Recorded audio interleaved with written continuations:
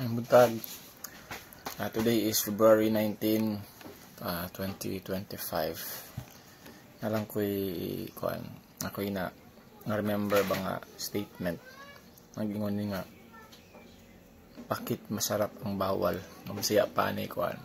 Nganong lami man ang bawal? Nagdig ko gamay and nagbasa-basa lang nga sa nabasahan ako nga ay gitawag di ay nga reactance theory or ambot lang kung mababagyapoy tawag ani. Update daw ko, sige daw unsay tinuod nga pangalan na ani karon, paki comment.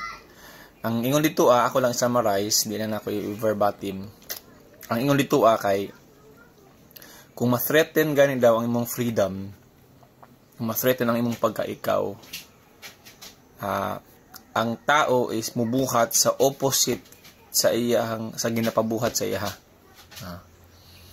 So kung ma-threaten daw ang freedom, ginatry sa tao ug magka-desire siya nga himuon na noon ang opposite.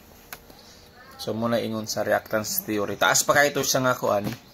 So na-realize na nako nga mo di ay nga kung bata pa ta effective ang reverse psychology ba nga na atong ginatry manggulay himo ang opposite sa unsay ginasulti sa to.